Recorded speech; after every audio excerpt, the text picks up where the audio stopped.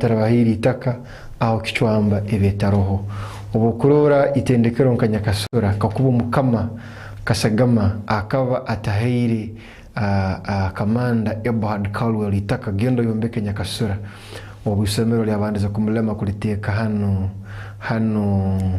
akabarole mugamba atikyali genda nyakasura kakuba akata muhiri itaka twateni somerere kakuba nkama akaba atarahiri abajungu ku itaka akasozi kyebambaho abantu sana batakusaba abantu sazuno baba bataruko soma akuba kyebambe nesomesa abana bingi bantu bingi abasomire kyebambe the Star Empire. So nisima muno omukama watoro mukama waitu oyo nyimba rukidu kabambe iguru rukidu wakana haworkorato orwabirige na Mr. Museveni kiro cheijo a state lodge boma obwa muhairege itaka mbere barabana basobora ko titukumanya president waraba akirize nagenda kumbeke kizaniro cyo mpira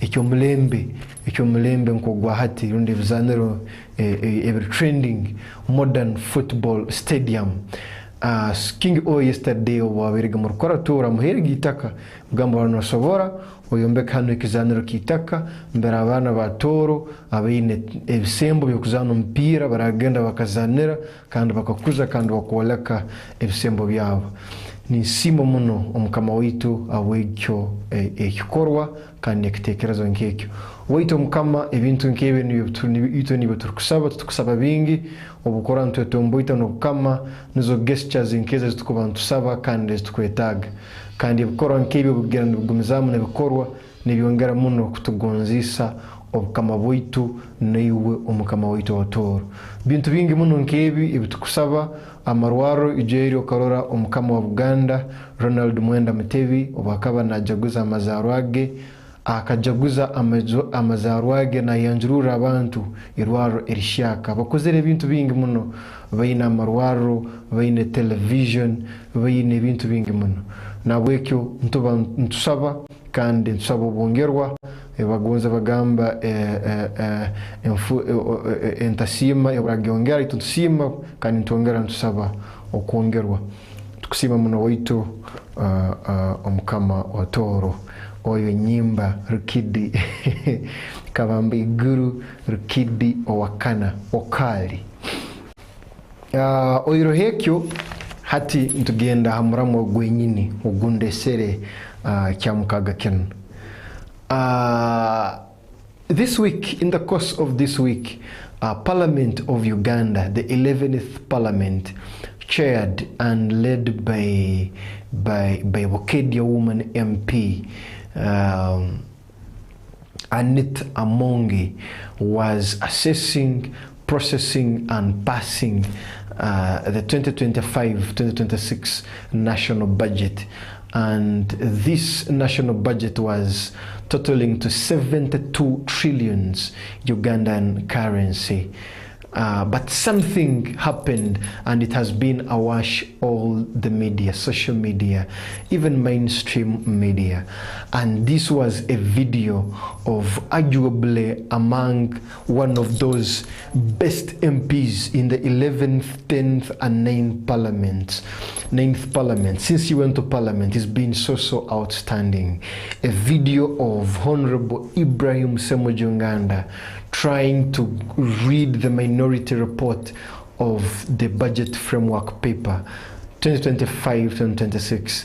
Semuju did one remarkable thing, and that was to compare the budget of State House and the budget of Mulago National Referral Hospital. This comparison is worth.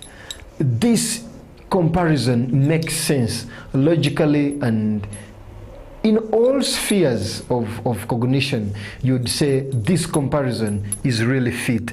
And I don't know why Semujo of all things chose to do that, but that best illustrates the biggest challenge our healthcare system faces today.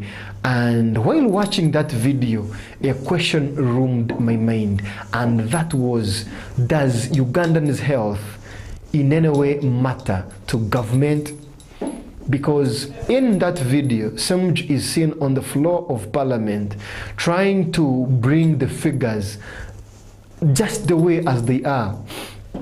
And the figures he brought were staffing. Just an example of staffing.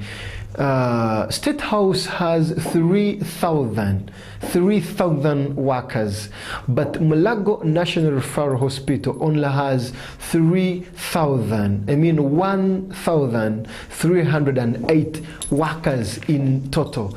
And that is far below the average at 46% of what is the required staffing at the National Referral.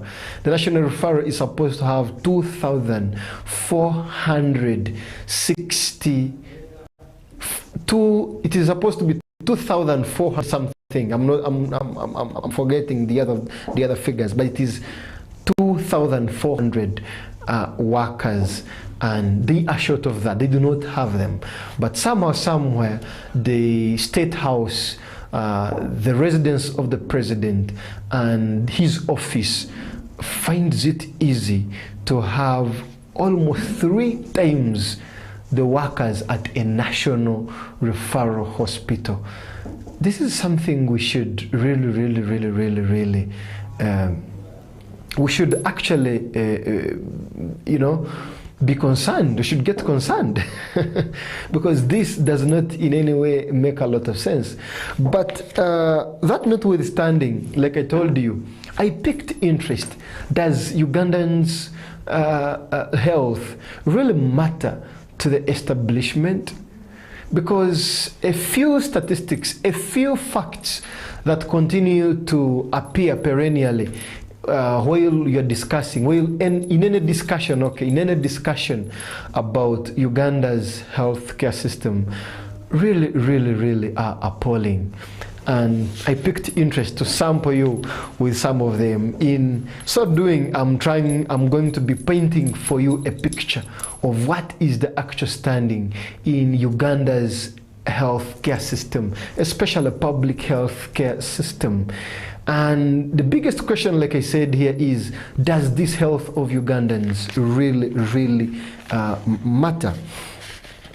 Starting from the top, of course, we all know that government this week passed, like I said, the budget framework paper of 72 trillion, but only 6% of that, only 6% of that, and that is 5.1 trillion, was allocated to health. Can you imagine? 6.1 trillion, I mean 6.1% of the whole budget, national budget, is what went to the healthcare sector. This also raises questions because it falls very much below the Abuja Declaration. The Abuja Declaration stated that if African countries was intending to cure the problem of poor health care in Africa, and it suggested that if Africans are going to get a good healthcare system, if their lives are going to improve, African countries, their governments need to spend more than 15% of their budgets on health. So by the Abuja Declaration, and also owing to the challenges the Uganda healthcare system is grappling with, Uganda is supposed to spend 15% of its national budget on health, but that continues to remain elusive, and we do not know up to when. The healthcare sector continues to get peanuts of the resources of the national cake. It happens in glaring light. I mean, it happens in broad daylight. Parliament sits, cabinet sits, they make a budget, present it to Parliament, which just passes it without asking any question, without modeling anything. And just it happens like that, and you find that other sectors which are not even which are not even useful to the country for that matter, which are less important, are taking a substantial amount of money from the national cake. But what does that exactly mean? Uganda has a doctor-patient ratio of 1 doctor attending to 25,000 people. Remember, according to last year's national population census, we were around, according to UBOS, the official figure is 48.6 million Ugandans, and the population is growing at 3.3% annually. But somewhere Uganda has a doctor-patient ratio of 1 to 25,000.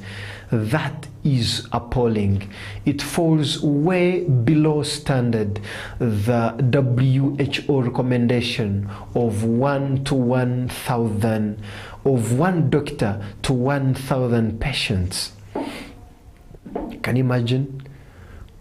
We do not have doctors to treat us.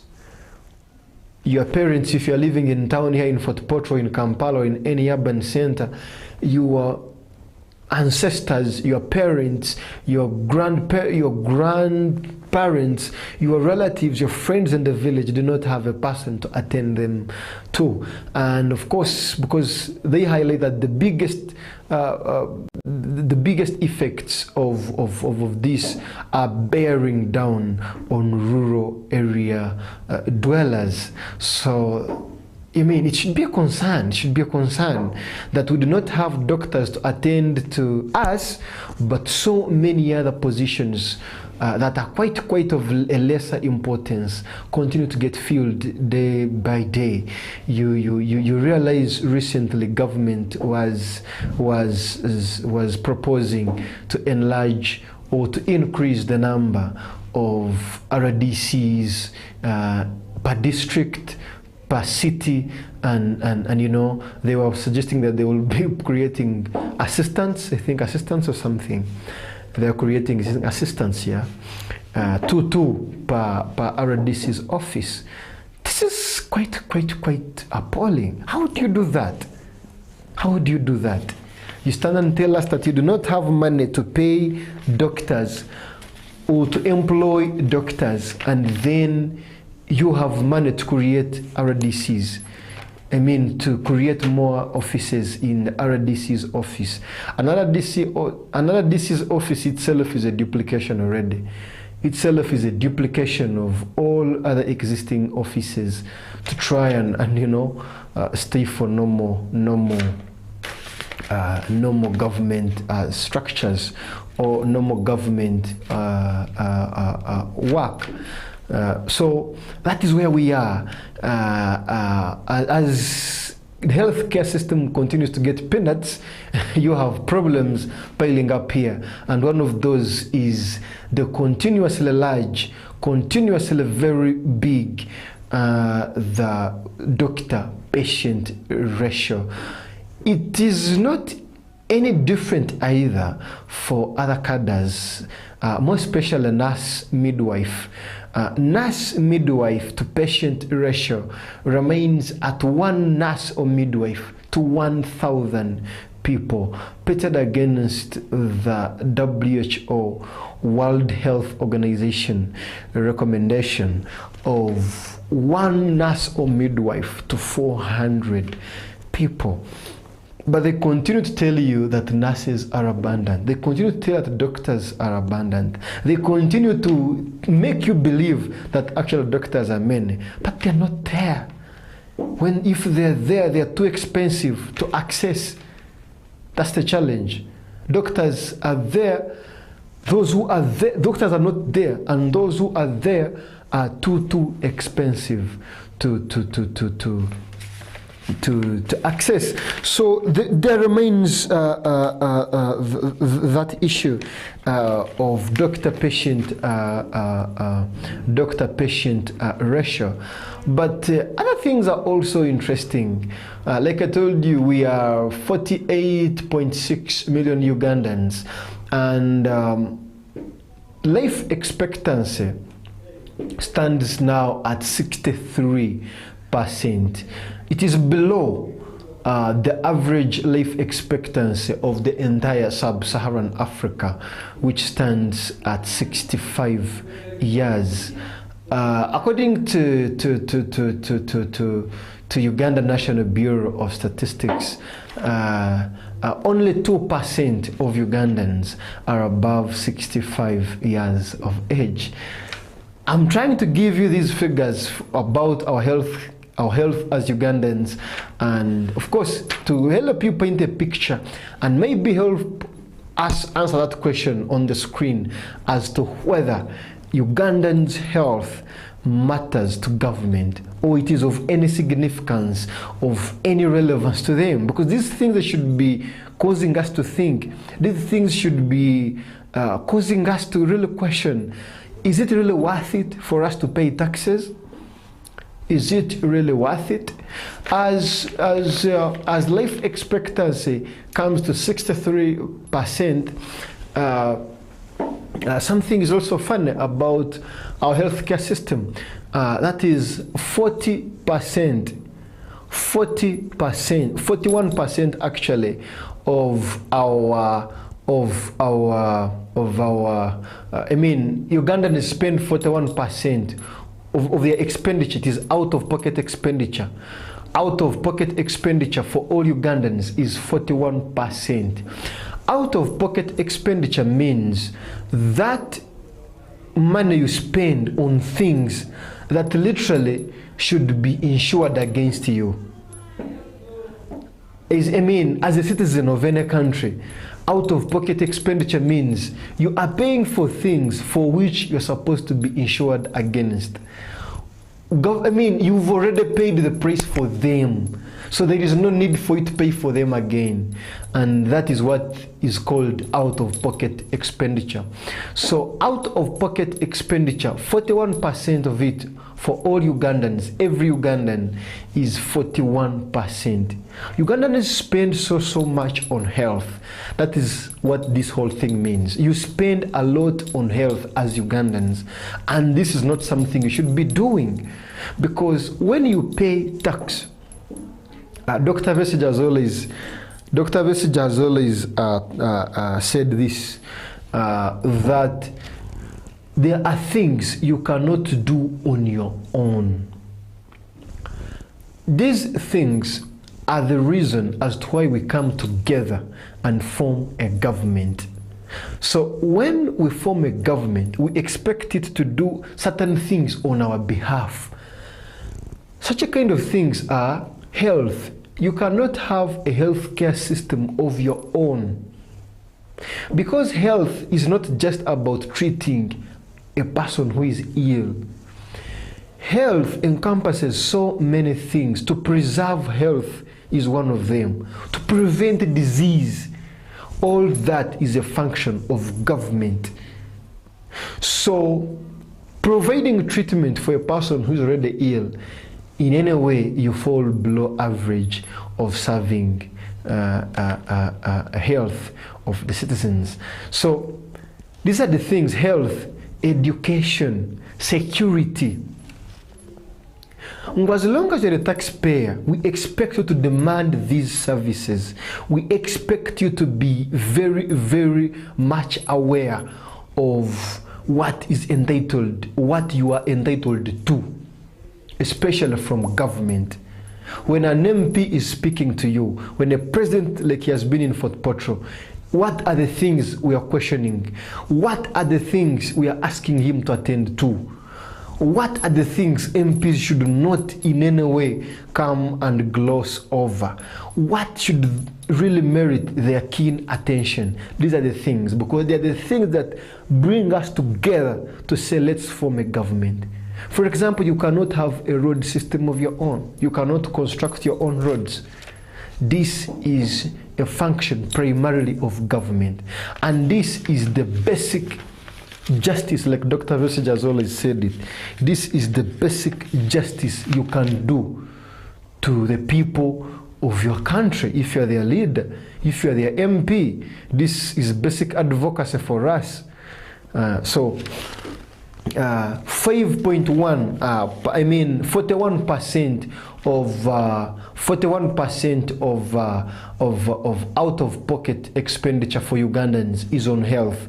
To put it into more perspective here, it means the cost of health in Uganda is so high that if you're a person doing normal jobs, current jobs, if you fall sick for 3 days or a week or something within that range, much of your savings will go. You'll not save anything. So in this, we cannot think of economic development. If Ugandans are continuing to spend much on health, which health they've already paid taxes for, but it again comes back for 41% of what they have, then really economic development will remain elusive. Because if you're spending too much on health, it implies that you're not going to think about buying a piece of land. You won't save to buy a goat. You won't save to buy a hen. You won't save to buy even the simplest thing. Because imagine you are given 1 million of parish development model money, and then you are sick. You have a bill of 200,000 to clean a clinic. You have a child going to school. They've not. Will you go for development? You will have to first go and treat yourself. So expenditure on health is so high, and it keeps Ugandans very poor, and they cannot focus on economic development. But other problems continue to wreak havoc in our healthcare system. Recently, I had Mr. Msingu's Brian here, clinic officer, medical clinic officer, and public health officer as well. He's also a local government employee of Bunyangaba district. You recall he was breaking down for us the scourge of maternal mortality in the country. 336 mothers lose life per 1,000 live birth in the country, and that is almost 19 mothers dying every day. It looks a small number, but until one of those you care about the most is involved, my goodness, that's when you will know that this is actually a huge number. This is actually when you will know that we need to ramp up our healthcare system and offer better services to the country. And that's when you will actually realize that as Ugandans, we are entitled to good health care. So maternal health care remains a very big challenge, with 336 death per 1,000 live birth. Maternal mortality refers to the death of a mother due to pregnancy-related complications or diseases or conditions. And of course, it describes a death of a mother, any mother from conception, from the day you conceive to the day after 6 weeks. To 6 weeks after delivery, starting from conception up to 6 weeks after delivery. If any medical challenge or ailment props up in a woman's life due to that pregnancy, and it causes death, that is a maternal mortality. So women who die due to pregnancy-related conditions remain at 19 in a sector without doctors. So you realize that below 40, I think around 35 something live below the poverty line. Poverty line means you can't afford 3,000. It used to be 3,000. Recently they said it is now $3. If you cannot afford 10,000 a day, then you're poor. You're living below the poverty line. And that is the public healthcare system. Like I said, what Semuju did this week prompted me to give you some of these prevailing circumstances in our healthcare system. And that is one of them. That is one of them. And those are some of them that we really need to pay attention to as Ugandans. The other problem is actually on the facilities themselves. It should be really appalling that 30% of health facilities in the country face deficiency or deficits of essential medicines. 30%. Remember, they are already few. But 30% they are deficient in health care or essential medical equipment and medicine. That was according to the Ministry of Health annual report last year, 2024. They are the ones actually who said that 30% of our health facilities in the country lack essential medical equipment, medicines, gloves, masks, sanitizers, so many things, blood pressure machines, weighing scales, other things in the laboratory. By the way, this thing is very broad. Go to any healthcare system, especially around Fort Portal here.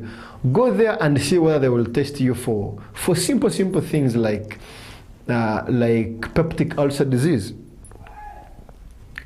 If you're going to go to any government facility, especially around Fort Portal here, don't expect them to do simple things like a test of peptic ulcer disease, a test of typhoid. Can you imagine? But somehow, somewhere, this whole sector gets only 6% of the national budget. This is what we have to ask ourselves as Ugandans. Who is going to protect our health? Who is going to fund our health? Where is the rescue coming from for our health? Does our health really matter to the establishment or to the government that purports to be protecting us and our lives? If really 30% of our healthcare facilities face and lack essential medical equipment, some of them I'm trying to break them down for you. They cannot test you for simple things like that. And if you have a peptic ulcer disease, a government facility cannot test that. They cannot analyze your stool until you have. Not because people to do that work are not there. Of course, there is understaffing, like we said, but partly and largely is that these equipments, these medical equipments to do all this work are not provided. But now also one of the other things is, according to the same report, Uganda, it is Uganda, the Ministry of Health, Uganda, annual performance report in 2024. They themselves also said that, they actually said that 40% of the healthcare system, of the facilities, healthcare facilities in the country, operate in substandard physical conditions. Substandard physical conditions include places like urinals, how the structures are. Some of them are not ventilated. Some of them floors are not well constructed. Walls are not clean. Substandard physical conditions. You have theaters that are not up to standard. You have clinical rooms that are not up to standard. You have no dispensaries, you have almost nothing. And this is what is happening in these healthcare facilities. And the Ministry of Health itself, last year in their annual performance report, they say that 40% of their healthcare facilities operate on substandard physical conditions. This has far-reaching ramifications, and most deadly of them is what medics like to call nosocomial infections, hospital-acquired infections. If you're going to be treated from a place that is operating in substandard physical conditions, you are risking your own life. So instead of getting cured, you actually end up developing diseases. Because recently it happened with regional referral. One of the things the erstwhile management was being blamed of was sanitation. Very poor latrines, very poor toilets, very poor waste disposal management systems, and so many. So that is also another issue in our healthcare system. 40% of the healthcare system, of the facilities in our healthcare system, public of course, only work under substandard physical conditions. And by the way, only 45% of our health center force offer cesarean section.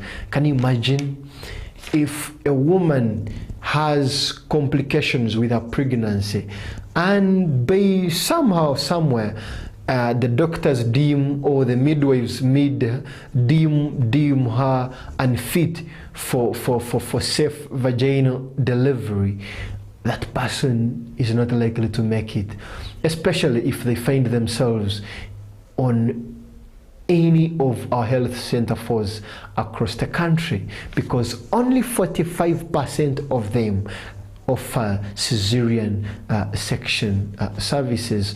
Around here we have quite a number. We have Vukuku Health Center 4, we have Kataraka Health Center 4, we have Rutete now, the recently upgraded Health Center 4, and I think boys there are doing a great job.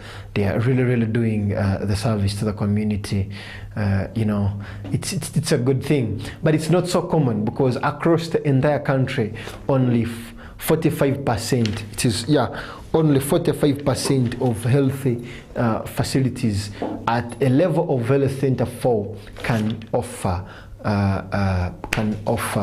cesarean section services, and 55% of them just cannot try that. That's appalling. That's appalling. Remember, we were talking about the scourge of maternal mortality rate in the country. The other challenge, and there are quite many of them, by the, because I tried to enumerate many of them in light of what Semuji puts us this week. I tried to pay attention so much to say that I bring out a few things about our healthcare system. 70% of Ugandans bypass the referral system. In rural healthcare centers, health center 2s, 3s, of course there is the other one which I jumped, the community-based health level 1 of VHTs. Ugandans seem to bypass all that and go to referral hospitals, district referrals and regional referrals. And this also means a lot of things: lack of staffing, lack of medical equipment is one of those reasons that is most likely expected to be pushing Ugandans to bypass the referral system. Remember, we're talking about a system that only gets 60%. I mean 6.1% of our national budget. National budget for this year is 72 trillion, and just like that, the Ministry of Health is going to get 6.1%. That is 5.7 trillion. I mean, that is worrying. That is really, really, really worrying. Only 5.7 trillion. Peter against trillions going in State House, in Parliament of Uganda, to Pinetti, the Italian investor. Semuju was asking exactly what she could have done to impress, to impress and stir the sensibilities of the president, because this is really, really, really, really strange. One person keeps getting more money than an entire ministry combined. So 70% of Ugandans bypass the referral system. For diseases in particular, communicable diseases continue to wreak more havoc. They top the profile of Uganda's disease burden. And of course, malaria continues to be the biggest of all of them. Malaria accounts for 27% of all hospital visits annually, with 19%, and it also claims 19% of inpatient death across the entire country. Under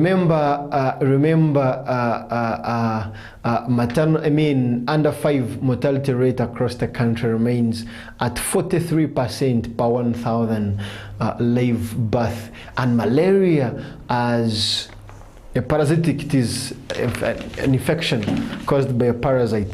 It is a parasitic infection, is also one of the biggest claimants of some of those, a big number, actually, significant number of those deaths. So this is how the system is really crippled. When we talk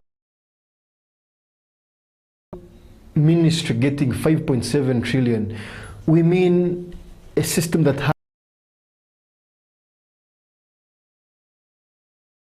but only getting 5.7 trillion. This is really unfair. This has to be looked into. And it raises a very, very significant question, whether Ugandans' health matter to the establishment or to government. So many other communicable diseases continue to wreak havoc. And of course, you cannot speak about all of them and forget HIV. HIV, the latest report from Uganda AIDS Commission highlighted that, of course, the prevalence stands at 5.3, national prevalence. National prevalence stands at 5.3.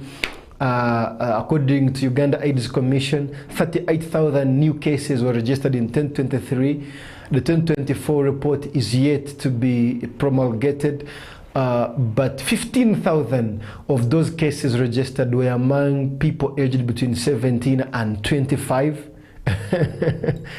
15,000 of the cases registered, out of 38,000 new cases, 15,000 of them were among people aged between 17 and 25 years of age. 12,000 of which were girls. I will keep saying this. 12,000 of them were girls. I've been telling people that when they speak about these girls, what are they exactly referring to? They are referring to our sisters and daughters at Makerere, at Mountains of the Moon University, at Fort Portal College of Health Sciences, at any high school in the country, Chitende, Nyakasura School, Ndaro School, St. Leo's College, Chegowe, Chevambe Girls, Mpanga SS, the Mayors, Fort Portal SS. These are the girls they are referring to. They are referring to our daughters and sisters who have just left school but have completely nothing to do. They've come back home, they've found everything has been sold away to educate them. They've been educated on loans, on installments, on so many things. And when they come back home, what do they find? They find complete nothing, yet they have to fend for themselves and for some of those who depend on them. They're the girls who are being, engulfed, swallowed by the scourge of the HIV pandemic in the country. They are not employed. Of course, you know, according to Uganda National Bureau of Statistics, that people aged between 18 and 30 years now are at 12 million, and 5.2, almost 42% are not in employment, not in any training. They're not doing anything. They're there. How do you deal with that kind of thing? How do you prevent HIV in that kind of situation? Remember, when a girl is broke, when a younger man is broke, when a younger man has not eaten for 3 days, when a younger man has overdue rent fees, when a younger woman has the same, I doubt if such a person will remember to ask a man, an old man providing for her, to first unveil their HIV status or first do a test before she or he could go down for the ride. It just may not happen. It just may happen only maybe on 1% of the population. But it is just something that you can only expect, but you won't say that. So that remains a very, very, very huge burden. That is one of the problems in the health sector that is grossly unfunded, that perennially continues not to make it to the priority list of our government. And we continue to really make this noise. You really have to pay attention to our health, because our health is why we are citizens. Our health is why we pay taxes. When you give us health, you're giving us the basic justice. We are not supposed to request this. You're not doing us a favor. We're supposed to demand this. This is our money and we're entitled to it. So that is some of the burdens of the communicable diseases. One other burden that is also not paid, that does not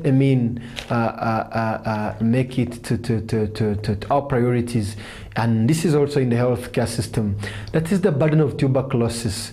Tuberculosis, TB, the incidence rate, the number of new cases every year are at 94,000. 94,000 Ugandans contract tuberculosis annually. Excuse me. And it accounts for around 4,500 deaths every year. Every year. Can you imagine? But that comes also at a very same time, concurrently with the report from the Makerere University School of Public Health that was investigating or researching about the scourge, the menaces of TB in our prison department or prison facilities. And 48% of the inmates in our prison facilities countrywide have latent TB, with 2% having active cases. In our prisons, 48%, we're talking about prisons that are very overcrowded, and that was listed as one of the biggest contributors to this increasing problem of tuberculosis in our healthcare facilities. So 48% of our inmates, males are most affected, followed by female inmates, and also staff. Prison departments are also affected. So our prisons continue to be overcrowded, and that is one of the biggest reasons explaining this scourge of latent tuberculosis among inmates, and also the rise in active cases, because out of 100 you find two with active cases and 48 with latent tuberculosis. So that is also a very big problem in this very sector that's not unfunded. We would expect a lot of money to be put in this through Ministry of Health, so that prison facilities are well rehabilitated, prison facilities are well equipped, prison facilities are well staffed. But this continues to remain elusive. By the way, they are very overcrowded, like I told you. And for your own information, we have 79,000 inmates in facilities that are only meant for 22,000. Can you imagine? The number of inmates in our prison departments is almost 4 times the size of the facilities we have in total. Facilities that we have can only accommodate 22,000 people, but inmates in total are 79,000. Courts, the lawyers, the justice system, you are doing us a very, very, very big disgrace. If you cannot clear the backlog of the cases on your tables, you increase communicable diseases in our prison. Remember, our healthcare system is already underfunded, is already feeding on peanuts from the national coffers. So when you burden these overstretched facilities, you increase on the disease burden. So you better deal with the backlog of your cases. Clear your courts, and then the prison facilities can get space, can deal with the issue of overcrowding, and maybe that will go a long way in preventing issues of tuberculosis. So tuberculosis, of course, the rate of treatment success is 72%, but it is way below the recommended WHO level of 85%. In everything, our healthcare sector is below standard. In everything, our healthcare system is below standard, but it continues to be underfunded. Because we're talking about this as a right. This is our right. We're talking about something we are entitled to. Nobody is doing us a favor, and nobody ought to do us a favor. The only favor you can do for us is to fulfill this obligation, and that is for you, our leaders. Because this is why we vote for you. This is why we entrust you with our money to use it. Don't use it to award yourselves 100 millions for specific things or for your own things, but use our money first to give for us facilities that really serve the purpose. So that is tuberculosis for you in the prison facilities across the country, and also as a general overview regarding tuberculosis in the countries. But of course, there also remains a burden of non-communicable diseases. Non-communicable diseases account for 33%. 33%. I was highlighting communicable diseases, and communicable diseases, you know, we're referring to those diseases that can be transferred from one person or transmitted from one person to another, you know, through so many mechanisms. The mechanisms of causation or transmission are different, but those diseases are the ones I was talking about, and I summarized for you malaria, the leading ones: malaria, HIV, tuberculosis. But there are so many: typhoid, other STIs, vaginosis, bacterial vaginosis, trichomoniasis, candidiasis, typhoid, of course, even peptic ulcers. All these are communicable diseases. Respiratory tract illnesses, pneumonia, bronchitis, so many of them, they are there wreaking havoc. But on communicable diseases, these ones are also on the rise. But yet the government continues to forget this, to fund this. 33% of the admissions are, due to these non-communicable diseases, and they account for 11% of the death every year. The biggest non-communicable disease today in our country is hypertension, sustained high blood pressure, and 26% of adults have it. If you get 100 adults in a group, 26% of them have hypertension, while 5% of them have diabetes.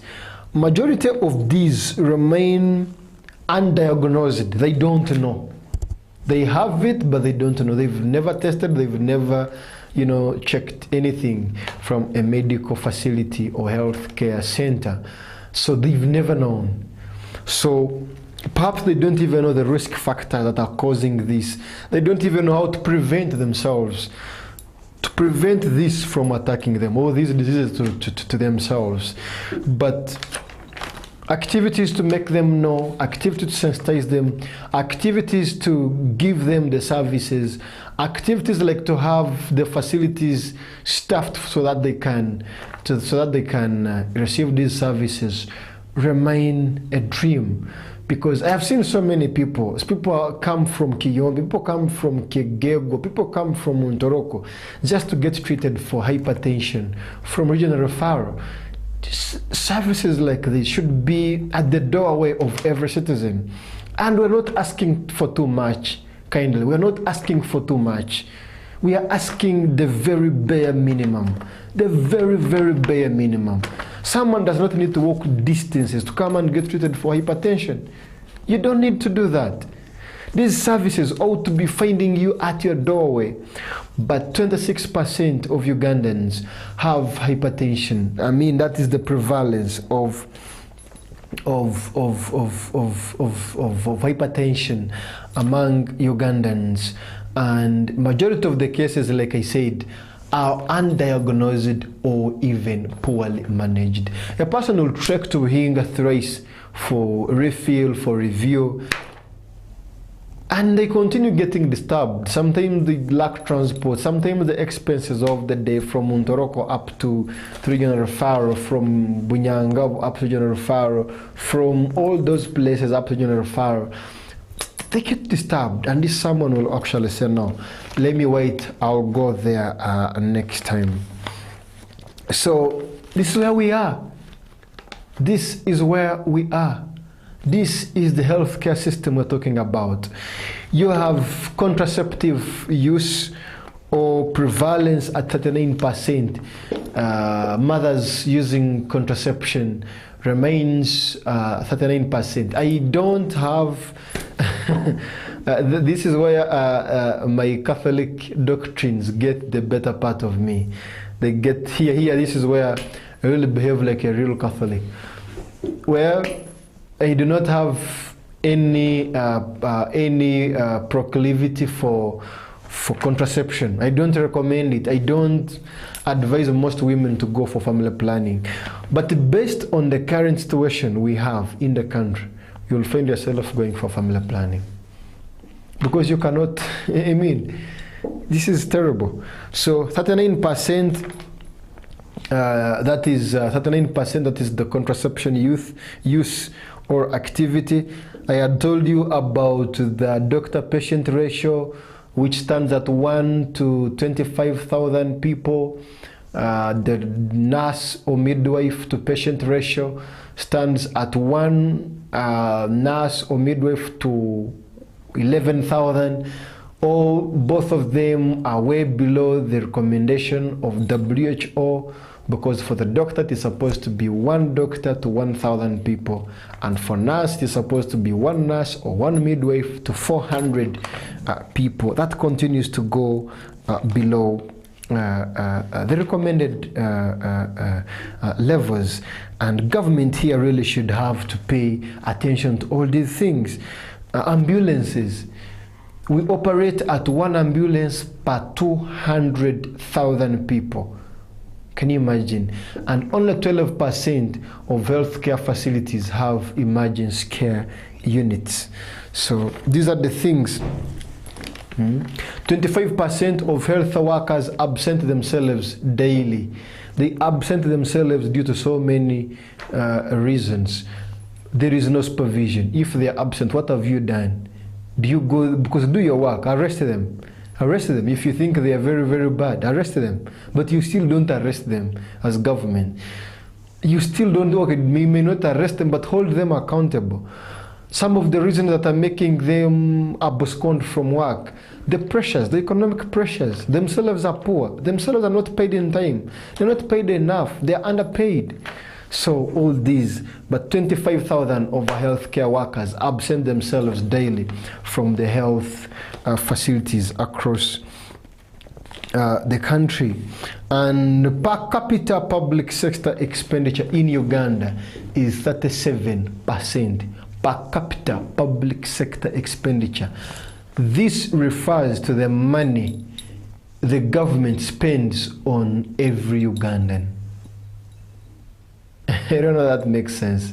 So the money government spends on every Ugandan, 37%. I mean 37 US dollars.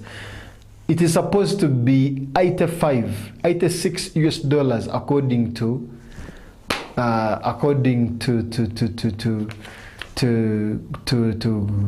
WHO. WHO, that is Uganda, I mean that is World Health Organization, but government still continue to spend almost peanuts. Now, so there are so many things that are not right in our medical or healthcare system, and government only continues to pay lip service, empty promises at best to this system. And this is what Honorable Semuji Uganda of Kira Municipality was trying to highlight in this week's plenary while they were passing and processing the Uganda Budget Framework Paper 2025-2026. But glaringly of all is unspent money. Can you imagine? Here the permanent secretary needs to answer. The permanent secretary needs to, because she's the chief accounting officer of the ministry. How come that in health you also have money that's not spent? This speaks to useless bureaucracy in the system. This speaks to so many things. So government here needs to come and explain to us what really is going on. How do you tell us that 20% of the money allocated to the health ministry was not spent? Should we really pay attention to that? We should, and ask the right questions. Some of these monies include the wages. Wages, these are monies of people who have worked and they've not paid. I have a friend of mine who is demanding arrears. In Kianjojo, I have a friend of mine, health worker. He's demanding arrears for 3 years. What are you doing to our healthcare workers? What are you doing to our doctors? What are you doing to our nurses? If they are going with their wages and they are not paid, and then money is going back, you've not spent it, that doesn't make a lot of sense. Pay this money. Our health workers need to attend to us when we fall sick. They can't attend to us when you've not paid them their wages. Please, honor your pledges, honor your promises as government. And almost 85% of development expenditure in our healthcare system is donor funded. Can you imagine? 85%. This is worrying. This is worrying. Only 6% of our budget goes to health. The rest of the money, the president will go with 3.6 something billions every day. Parliament will do the same. Mr. Museveni has 90 cooks. 90 cooks. Can you imagine? Can you imagine? We have over 123 presidential advisors. Each of them, all of them, take around 13 billion in salaries and emoluments every year. This is really, really, really unbearable. We are dying. Come and rescue our healthcare system. But one thing we cannot also make our eyes skip, and this is also crucial, is mental health. Mental health. 70% of Ugandans with mental health disorders receive no treatment. 70%, 75% of Ugandans with mental health disorders do not receive treatment. And there are only 5 mental health care units across the country. Government only has 5 mental health care units across the country, while 70%, 75% of Ugandans with mental health, ailments do not receive treatment. Mental health as a docket in our healthcare system does not get 1%. In other words, it gets less than 1% of the entire healthcare budget in the country.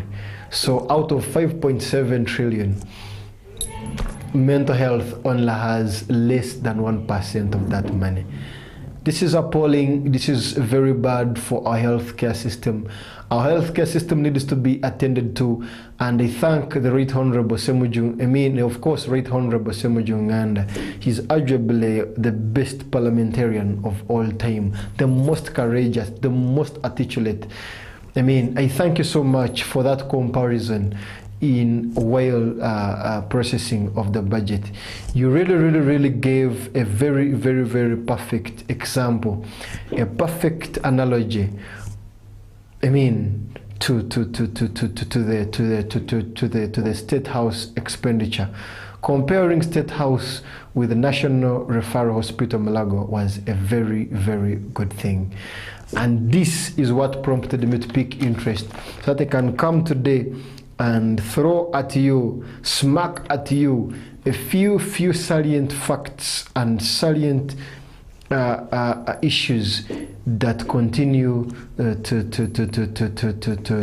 devastate, continue to really disappoint our healthcare delivery in the whole country. It's all I had for you for today's episode of the Healthy Sermon on 4TV. Catch you again, God willingly, next Saturday, same time, same station. We endeavor to keep you entertained. It's 4TV, and see you again.